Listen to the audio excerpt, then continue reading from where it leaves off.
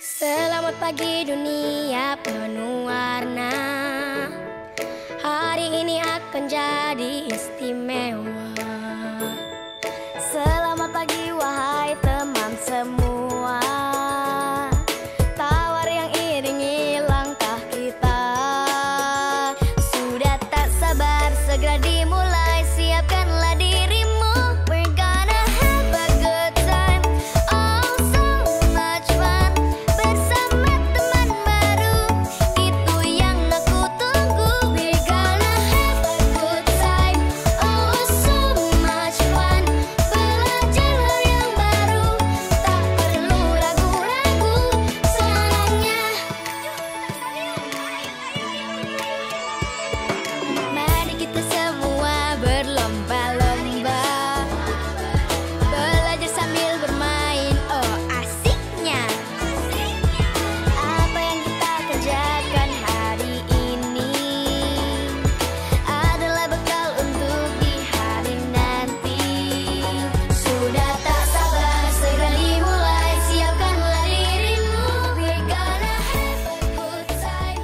Oh so much fun.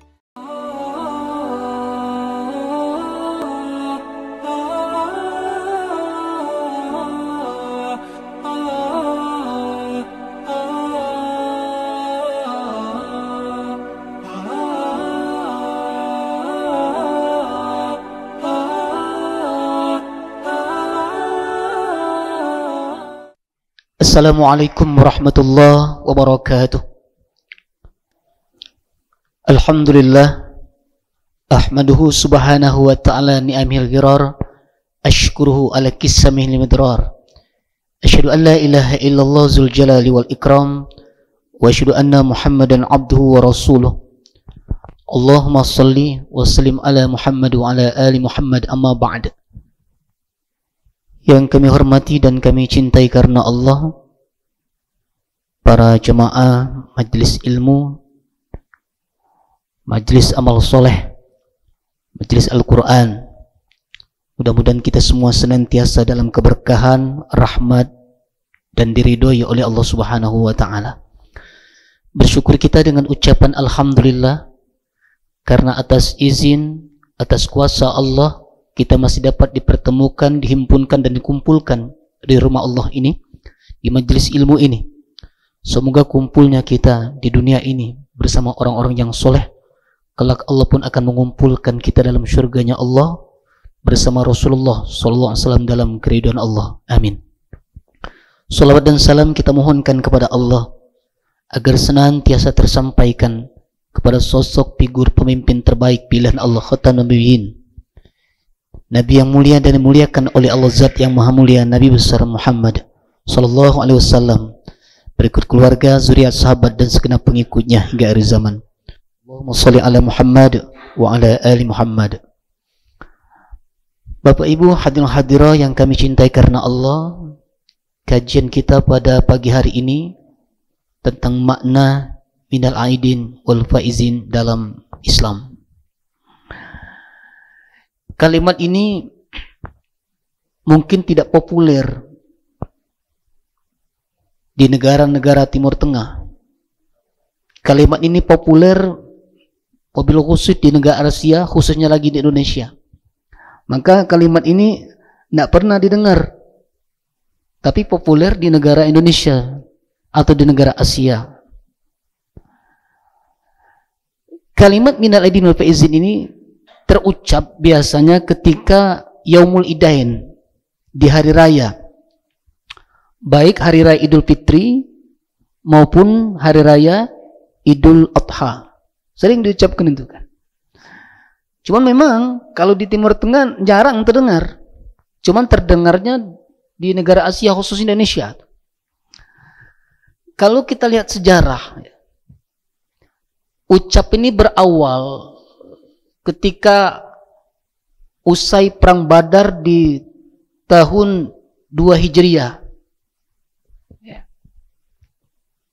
tepatnya di tahun 624 Masehi. yang ketika itu para ahli sejarah Islam menyebut kaum kafir Quraisy berjumlah 1000, sementara kaum muslimin tidak kurang dari 113 orang. Dengan izin Allah, umat Islam mendapatkan kemenangan yang gemilang.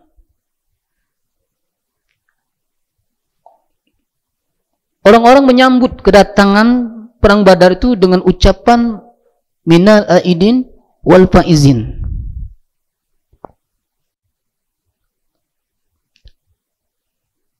Yang selama ini terkadang masuk ke tradisi Indonesia disambung dengan dari minal aidin wal faizin, mohon maaf, seolah-olah itu arti, padahal jauh.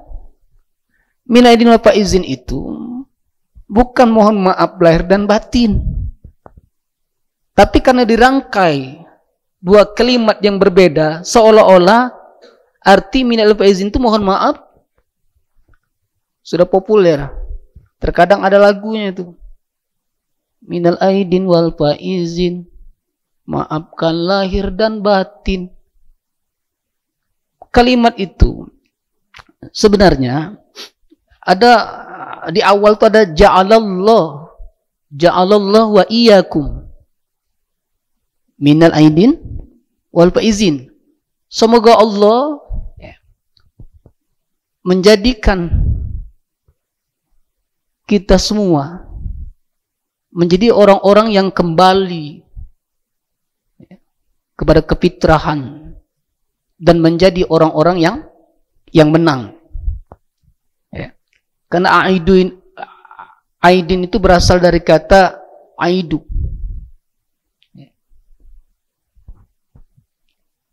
Artinya kembali atau berulang. Kembali atau berulang. Makanya dalam bahasa lughah itu ya, berulang. Setiap tahun kan berulang terus itu. Makanya kalimat aidu itu dipakai juga Idul Adha, kembali berkurban. Idul Fitri, kembali kepada fitrah. Nah, seperti itu.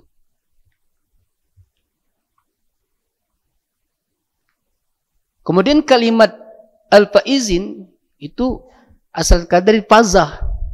Asal katanya dari fazah, artinya menang, orang-orang yang menang. Yang diucapkan oleh Rasulullah dan para sahabat ini dijelaskan di dalam kitab Fiqh Sunnah karangan Syed Syabik, mengutip dari sebuah riwayat Jabir bin Nafir bahwa sahabat Nabi ketika hari raya itu yang diucapkan taqabbalallahu minna wa minkum, itu sebenarnya ucapan semoga Allah menerima amal kami dan amal kalian.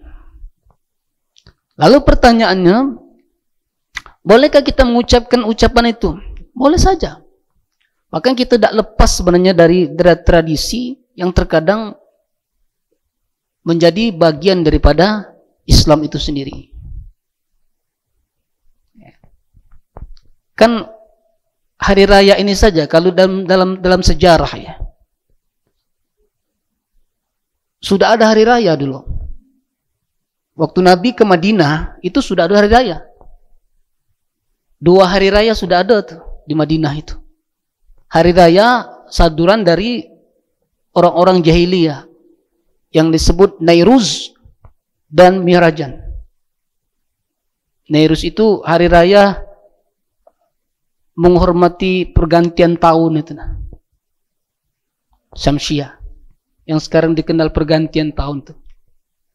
Setelah 6 bulan setelah itu dilanjut lagi hari yang berikutnya, Mihrajan namanya. Maka Rasulullah SAW dalam hadis dari Anas radhiyallahu anhu pernah nyatakan, sesungguhnya Allah sudah menjadikan 2 raya pengganti 2 raya itu untukmu, kata Nabi, yaitu Yaumul Idain, Idul Fitri dan Idul Adha. Nah, itu. Maka diganti oleh Rasulullah, asalnya tradisi itu. Jadi datangnya baginda Rasulullah itu untuk memperbaiki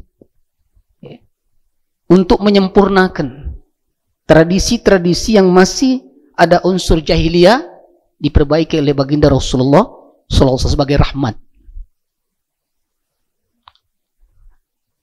Makanya kalimat minal aidin wal faizin ini sebenarnya suatu ucapan yang biasa, ya, yang merupakan tradisi di awal setelah perang Badar. Walaupun sering diucapkan, muncul di kalangan kita baik pada waktu Idul Fitri maupun Idul Adha. Tidak salah sebenarnya, karena di situ ada doa.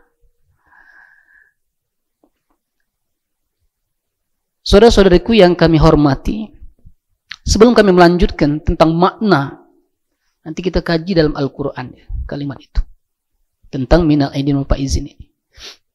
Kita sekarang berada di bulan haram, ya, bulan Zulqaidah, dan sebentar lagi akan masuk bulan Zulhijjah, dan setelah Zulhijjah masuk bulan Muharram.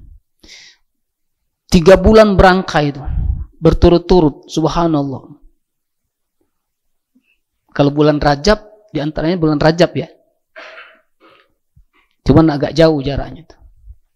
Hal ini kan pernah difirmankan oleh Allah di dalam surah At-Taubah ayat ke 36, inda iddatus syuhur indallahi atasyarran fi kitabil yaum khalaqas samawati wal arda minha arba'atun hurum zalikad dinul qayyim fala tazlimu fihi anfusakum wa qatilul musyrikina kaffah kama yuqatilunakum kaffah wa'lamu annallaha ma'al muttaqin.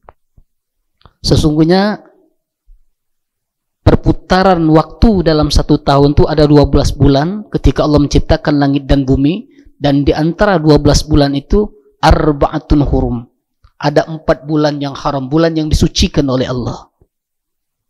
Fala tazlimu fihi anfusakum, janganlah kamu melakukan kezaliman pada 4 bulan itu, melakukan dosa.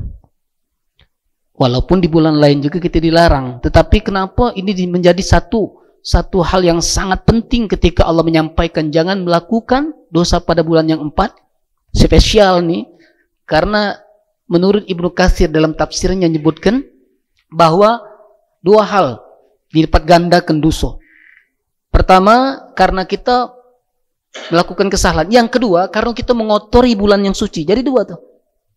Kalau bulan yang lain kita sedang melakukan dosa, tapi kalau bulan yang suci ini 2 tuh. Yang pertama kita melakukan kesalahan, yang kedua mengotori kesucian bulan. 4 bulan ini tidak dijelaskan di dalam Al-Quran, tapi dijelaskan dalam hadis Sahih Bukhari Muslim ketika Nabi menyebutkan yang masuk 4 bulan itu adalah Zulqaidah, Zulhijjah, Muharram, dan bulan Rajab. Nah, kita sekarang berturut-turut nih. Ya. Bulan Rajab itu dalam lughah, dalam menurut bahasa, artinya keagungan, kemuliaan. Bulan Muharram itu kesucian, bulan yang suci. Kemudian bulan Zulhijjah itu disebut dengan pemilik haji. Walaupun tidak dijabarkan, kita sudah tahu tuh maknanya kan, walaupun tidak dijabarkan. Zulhijjah pemilik haji artinya terusus ya, kemuliaan itu di bulan-bulan yang memang adanya kemuliaan di bulan haji. Bulan Muharram di situ juga ada kemuliaan. Kemuliaan di bulan Rajab itu juga ada kemuliaan. Tapi kalau Zulqaidah ini sebagian masyarakat kita ini banyak yang tidak kenal. Sering disebut bulan Hapid.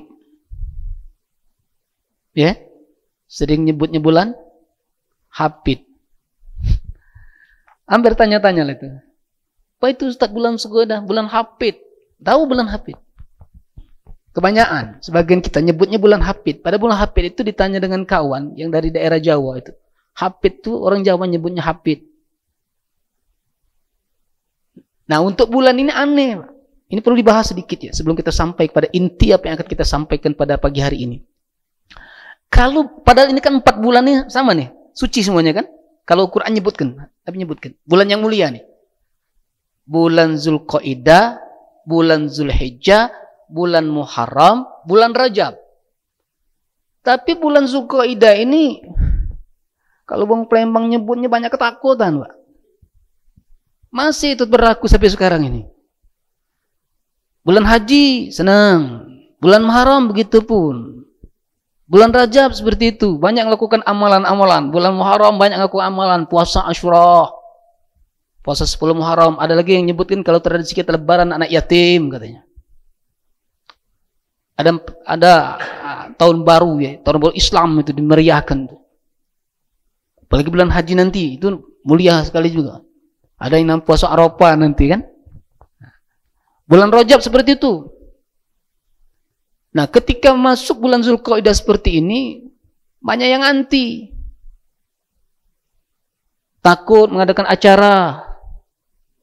Bahkan sebagian umat Islam itu sudah sampai ke di mana-mana, Ustaz. Sudah aku sampaikan itu. Karena banyak ketakutan, katanya bulan sial. Yang nyebut ini bukan orang lain, umat Islam sendiri. Ada tak bulan sial sebenarnya?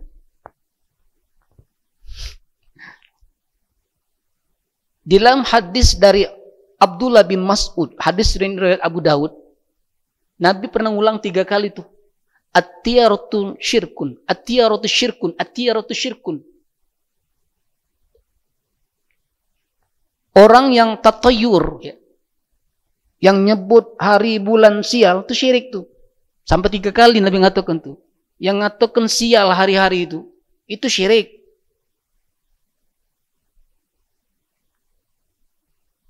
Bulan sial, tahun sial, tanggal sial, tempat sial, keadaan yang sial.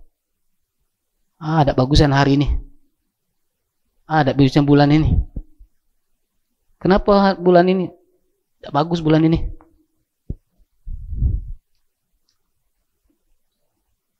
Terkadang ditambah lagi mindset yang salah. Kenapa? Ketika itu, iya Ustaz, benar nian. Terjadi nian Ustaz. Tambah apa? Benar Ustaz, jangan Ustaz main-main. Jalan nian, apa yang diomong itu, iya nian, itu terjadi. Ustaz, betul terjadi.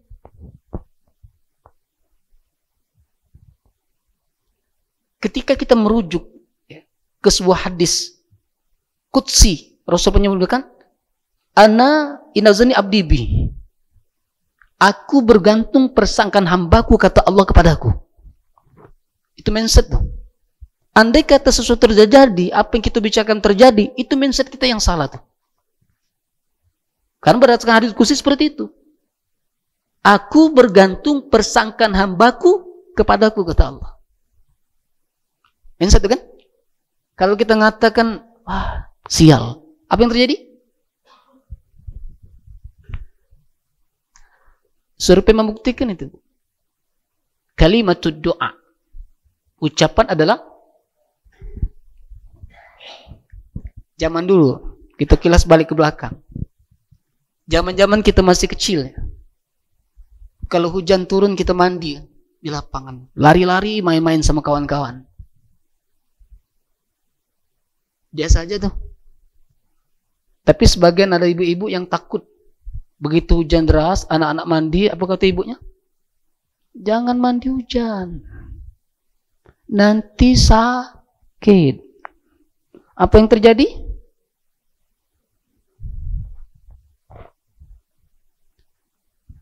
Ya kan? Padahal kata Nabi, hujan itu datang sebagai rahmat. Allahumma sayyiban nafi'an. Ada doa Nabi kan? Begitu hujan datang, Allahumma sayyiban nafi'an. Ya Allah, jadikan hujan ini bermanfaat.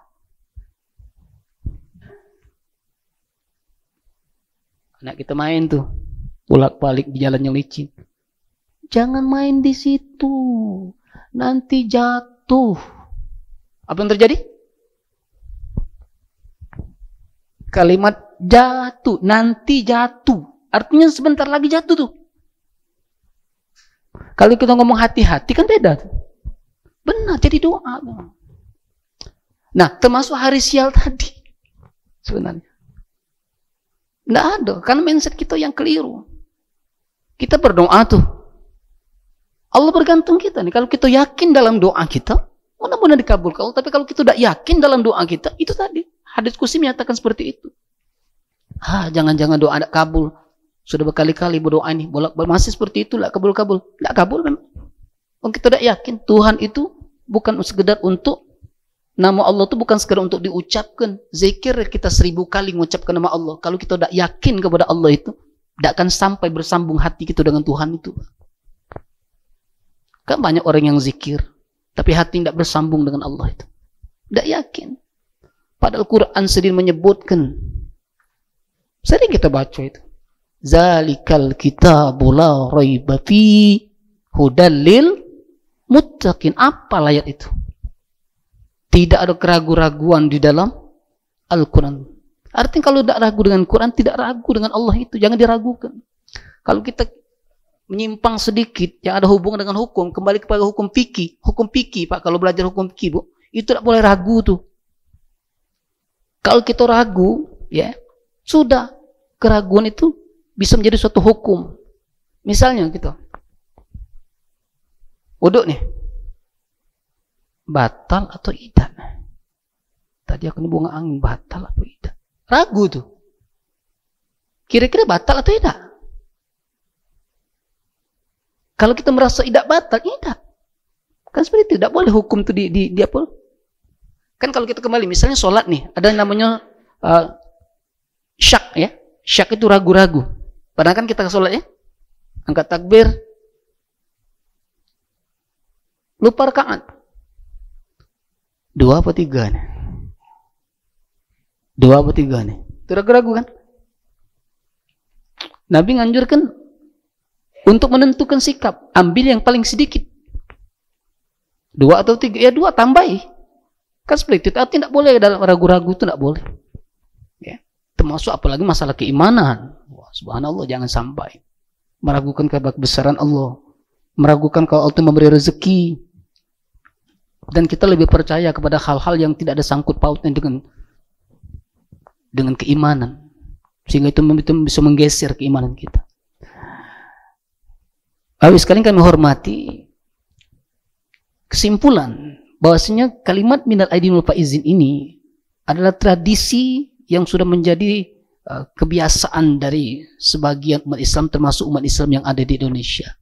Tapi bukan itu yang akan kita sampaikan pada pagi hari ini. Tentang memaknai kalimat ini ya, yang ada hubungan dengan Islam, khususnya ada hubungan dengan Al-Quran.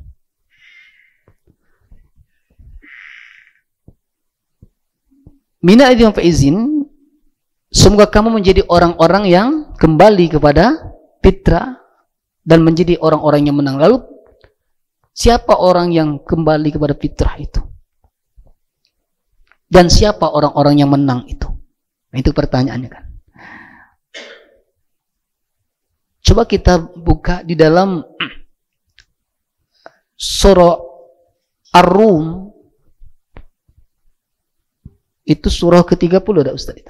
Ya, surah ke-30 ayat ke-30. Silakan baca Ustaz.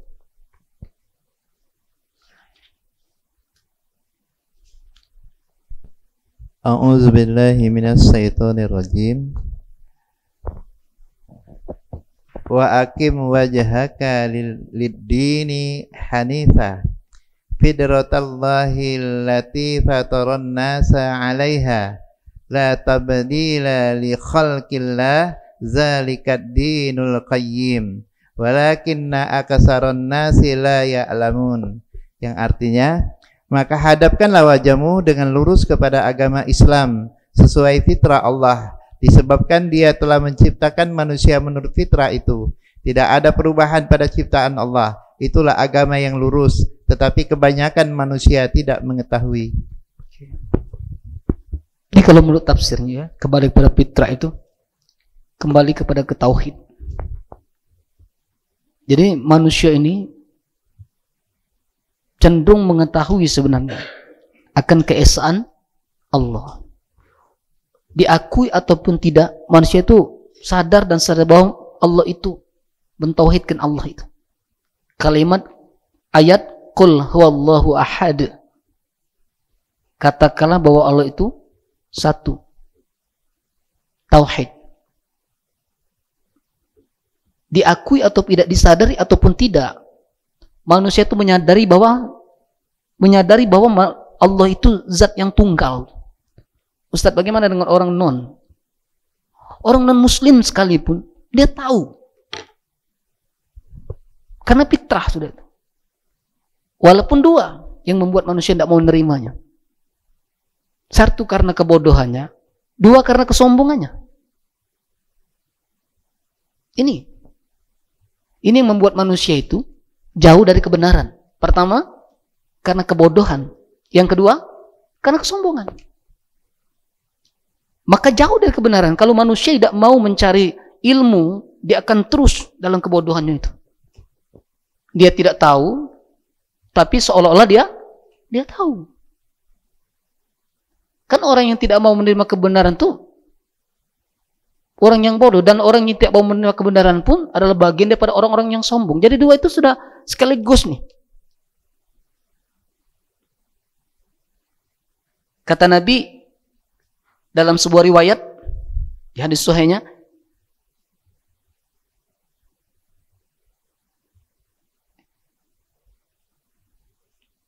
manusia itu tidak akan masuk ke dalam surganya kalau di dalam hatinya itu ada kesombongan, ya kan? Walaupun sedikit. Lalu sahabat sebagian takut ketika Nabi nyatakan tidak akan masuk surga, sedikit saja di hati ada kesombongan. Lalu sahabat mengatakan, ya Rasulullah, bagaimana kami yang masih dengan pakaian yang indah, kendaraan yang indah, tempat yang indah, yang bagus? Apa jawab Nabi? Innallaha jamil yuhibbul jamal. Sesungguhnya Allah itu indah dan menyukai segala bentuk keindahan. Sombong itu tidak identik dengan hal seperti itu. Al-kibratul haqqa wa ghamzun nas. Sombong itu, ini versi Nabi nih, adalah menolak kebenaran, meremehkan orang lain. Banyak enggak yang seperti itu? Orang yang tidak mau menerima kebenaran sombong enggak? Dia tidak tahu tapi pura-pura tahu, belajar tidak mau. Karena merasa pintar. Seolah-olah isi dunia ini sudah tahu semuanya. Seolah-olah. Kan takabur ini, ya, sifat takabur. Sebenarnya kalau menurut bahasa nih ya, takabur tuh membesar-besar ke diri, Pak. Arti takabur itu, menurut bahasa, membesar-besarkan diri. Berarti orang itu tidak besar. Dia sendiri yang mengangkat dirinya besar tuh, Pak. Membesar-besar, ngangkat diri sendiri.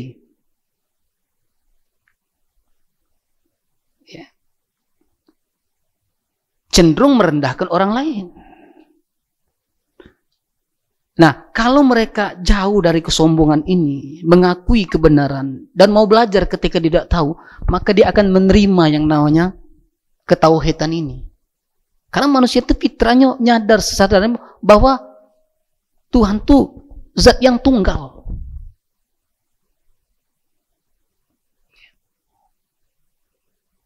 Di hati kecil itu kan di sini yang sebenarnya tuh fitrah manusia di sini.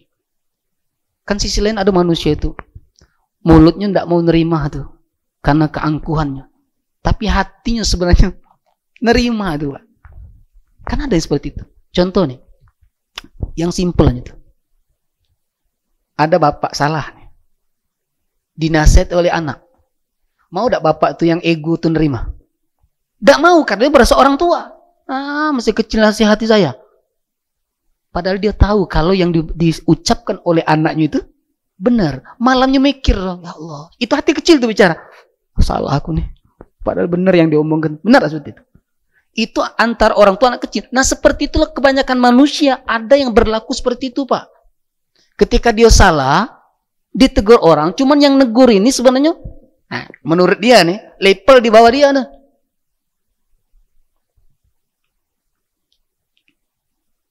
Tidak mau nerima. Bukan tidak mau nerima, ego.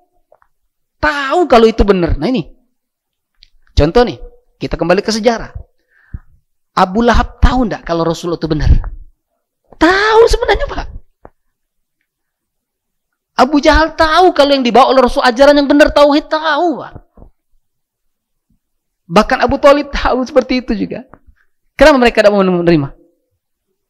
Ego, malu. Mereka itu bangsawan, masa tunduk dengan ponaan?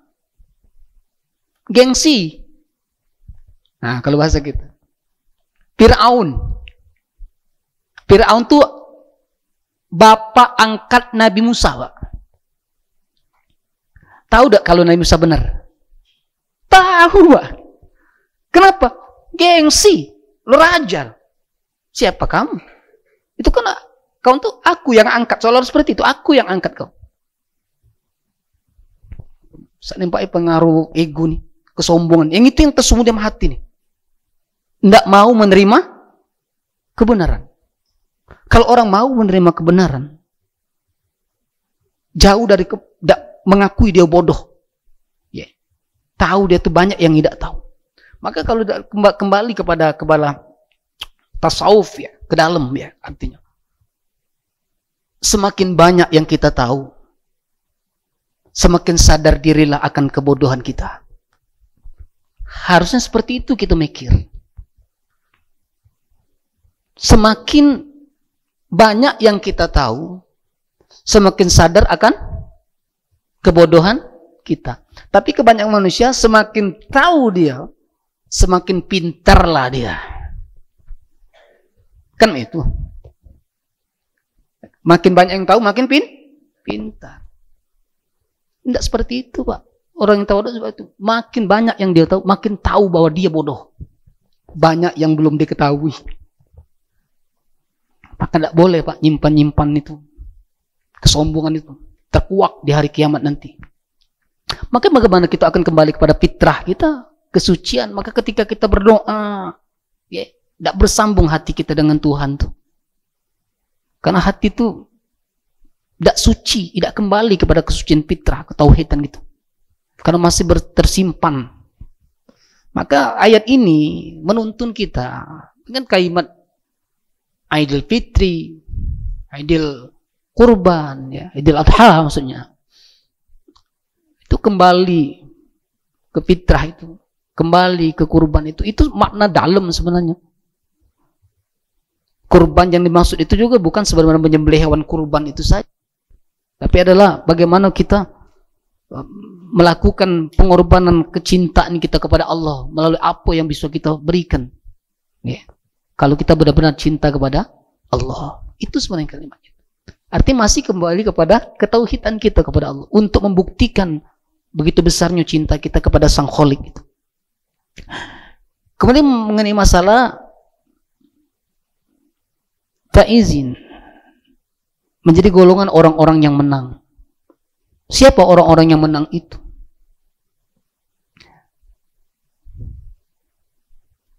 Bisa kita buka di dalam surah Al-Mu'minun, surah ke-23 ayat 111.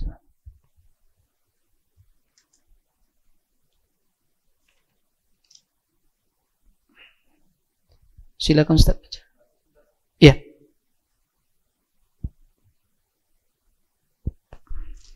A'udzu billahi minas syaitonir rajim.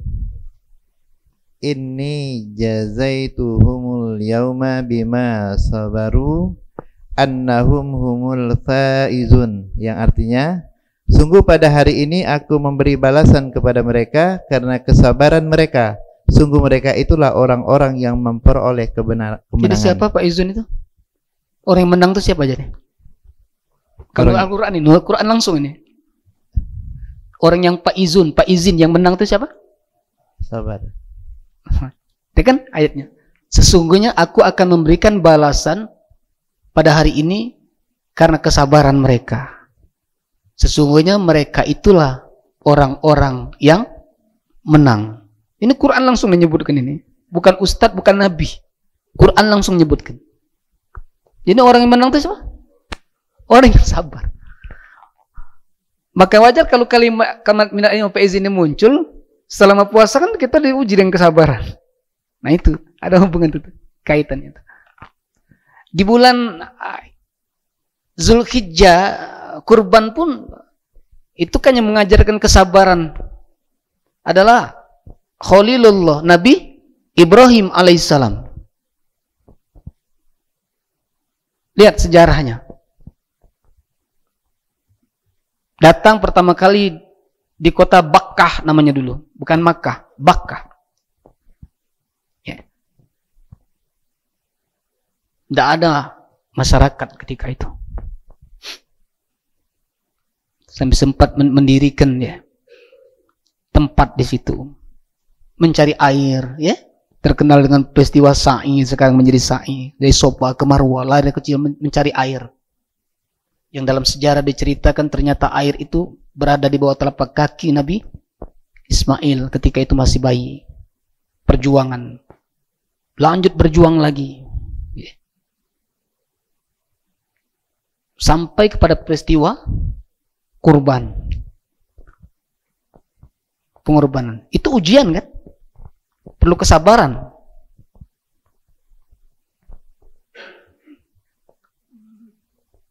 Bahkan ya di dalam surah Ar-Ra'd itu luar biasa balasan diberikan oleh Allah tuh, ya, tentang kesabaran itu. Ar-Ra'd ayat ke-24, surah Ar-Ra'd surah ke-13 ya. Ya.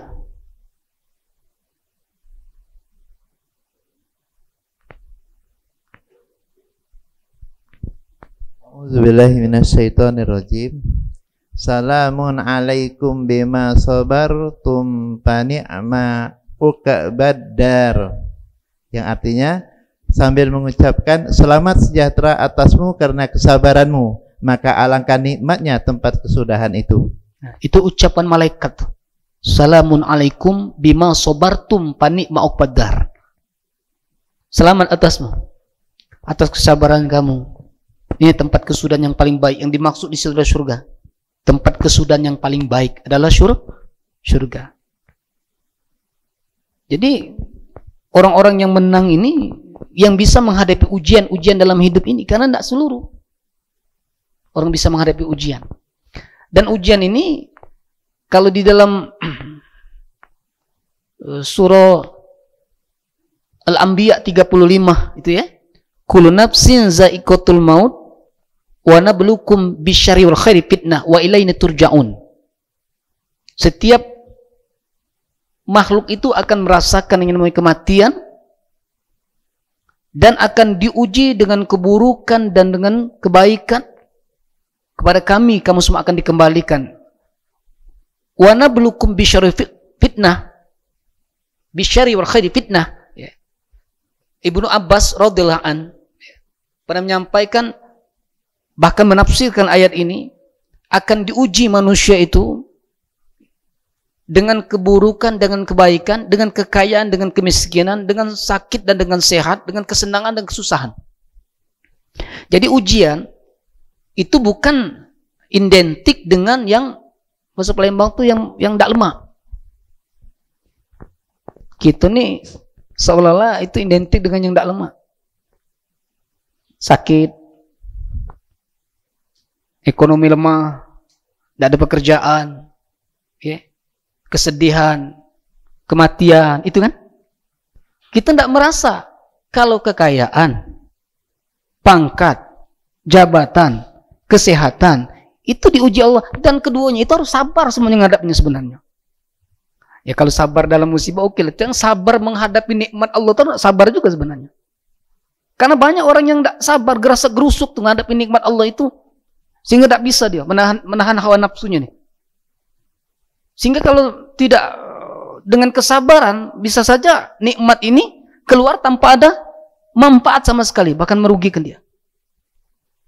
Kan banyak orang yang tidak bisa, dia bisa sabar dengan kesusahan, dengan ekonomi yang lemah, tapi ketika diuji dengan ekonomi yang melambung tinggi, dia tidak sabar. Jadi semua ini kalau kita ambil kesimpulan, akan diuji semuanya itu. Nah, siapa di antara orang-orang yang menang ini? Menjadi pemenang dan tidak ujian ini. Jadi semua kita akan diuji. Tidak ada ujian itu menimpa orang-orang yang susah, sendak. Orang yang dalam kesenangan pun sedang diuji. Tinggal nanti berhasil dia mendapatkan ujian. Nah, ketika berhasil, itulah yang disebut orang-orang yang menang. Mendali pas gitu, mendali di akhirat nanti. Balasan surga itu. Para nabi kan ada yang diuji dengan kemiskinan, seperti Nabi Ayub, dari kaya menjadi miskin. Tapi ada yang diuji dengan kekayaan. Nabi Sulaiman, surah An-Naml 40 itu kata Nabi Sulaiman, nikmat yang diberikan oleh Allah kepadaku untuk menguji aku, apakah aku bersyukur karena nikmat atau aku menjadi ingkar karena nikmat ini. Itu ucapan Nabi Sulaiman dalam Al-Quran, surah An-Naml. Untuk menguji aku ini, apakah aku tambah syukur atau bertambah ingkar. Karena sudah banyak contoh. Firaun, Qarun. Ya. Tapi ternyata Nabi Sulaiman ini subhanallah. Kalau orang bercerita Nabi Sulaiman itu luar biasa ya kekayaannya itu. Aku di rumah tuh ada buku, Ustaz. Judul tuh Tangis dan Tawa Rasulullah.